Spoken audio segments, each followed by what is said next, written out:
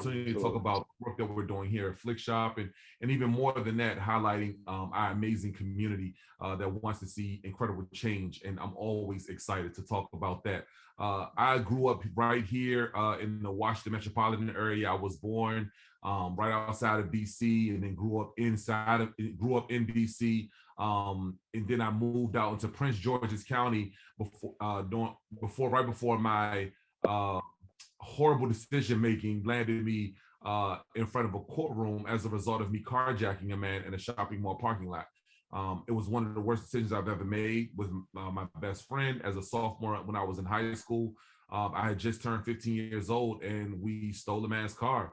The very next day, we were arrested for that carjacking, and I was sentenced to 8 years in adult maximum security prisons in Fairfax, Virginia.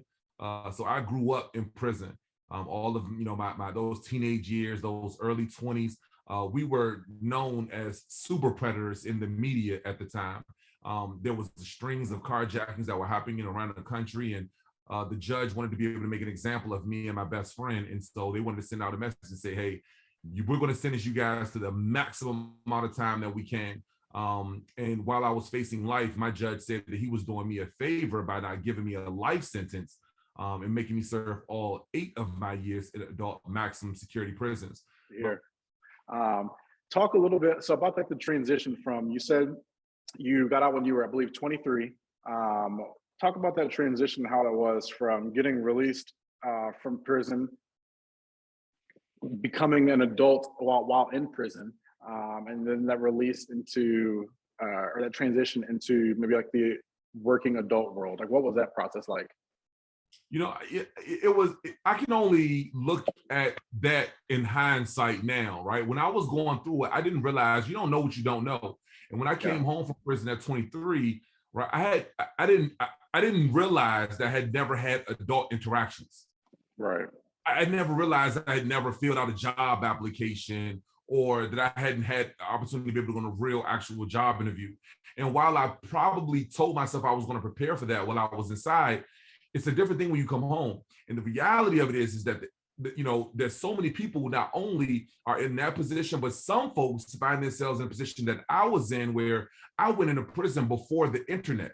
That's how crazy the world moved when I was gone. I came home, there was Google. Right. Like, the world was changed, right? It was like flashing things at the stoplights, where I later learned that they were cameras. Right, like all of the job applications were no longer on paper; they were on tablets at kiosks, and I didn't know how to operate these tools. So that was an interesting, thing there. I also, I would have never realized how much the actual, not only the engagement of adult engagement and interaction, but how much the world would have shifted in the way that they thought about Black people and and Black men in the country. I don't think that there weren't many conversations around figuring out ways to support people that were coming out of prison. There weren't re-entry conversations. It wasn't like, it wasn't celebritized yet.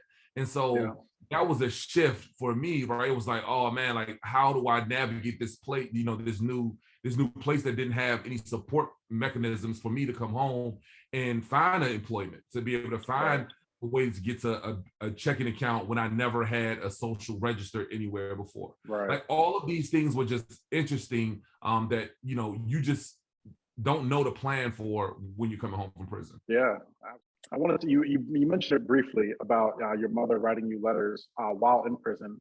And I know communication between families and those incarcerated, communication as a whole, that's like a multi-billion-dollar industry, right? Especially when it comes to like telecommunications, people talking on the phones to the families. What does it mean to those who are incarcerated to be able to communicate like with friends and family members, like you receiving letters? You talked about kind of what it meant for you.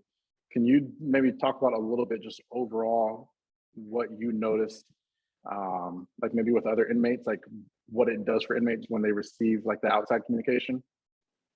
The reality is that across the country, we all have the same, pretty much regimen around mail call in prisons. even jail, even juvenile detention centers or ICE detention centers. Every day around 4 o'clock is when mail call happens. That's when the correctional officers, they switch their shifts and they start distributing mail. It's also the time that signals to you and everyone in the housing unit who actually has loved ones on the other side that care about them. It's the only way to be able to confirm that, right? And so Yeah. if the CEO walks past your door, it's like the shadow of hate.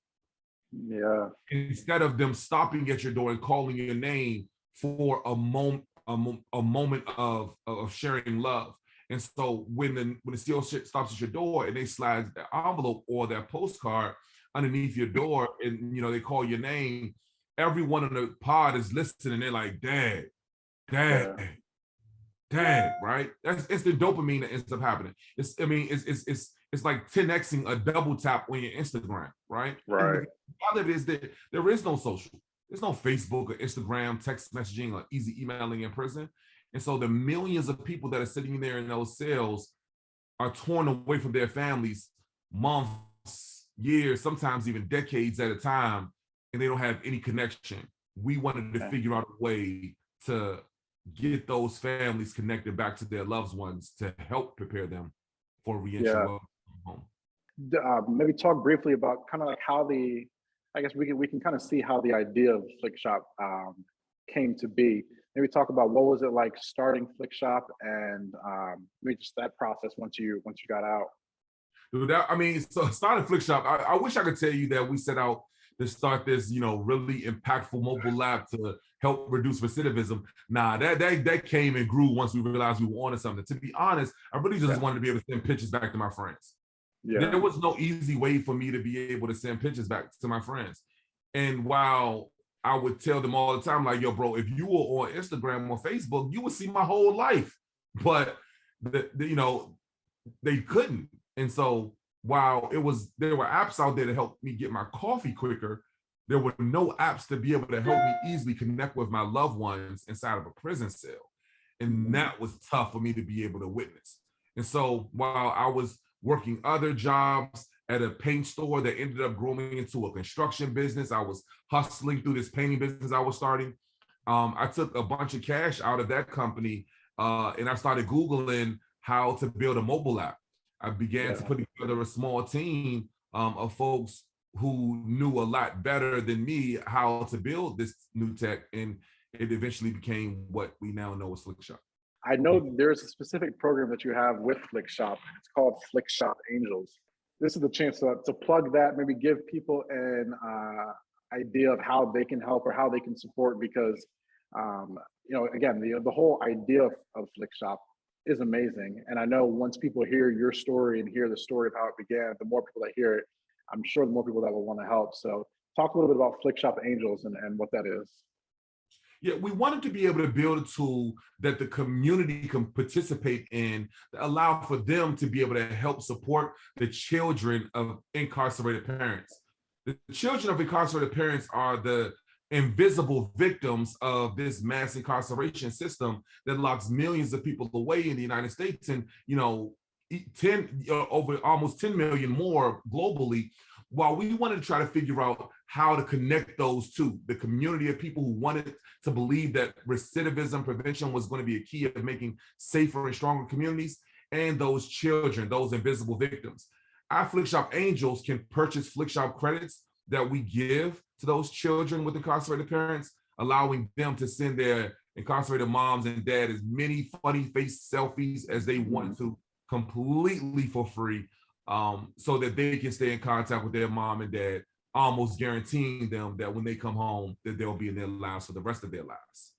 No, thank you so much. I once heard an advocate and friend of mine, Glenn Martin, once say that those that are closest to the problem are closest to the solution. And I'm grateful to be one of the leaders that are formerly incarcerated. That's one, erasing stigma for people that walk around this country with a felony stamped on their chest, because for most people, felonies are going to be forever. But also helps to create pathways for potential employers to be able to see the potential brilliance that we're missing out of simply because of a felony that does live on someone's past. Thank you guys so much for helping us share the story of Flikshop and the importance and value of keeping families connected during incarceration and the importance of reducing recidivism in our communities. I believe that we all can do this if we take a communal effort. It's a big elephant, but we're taking a small bite out of it with our mobile app.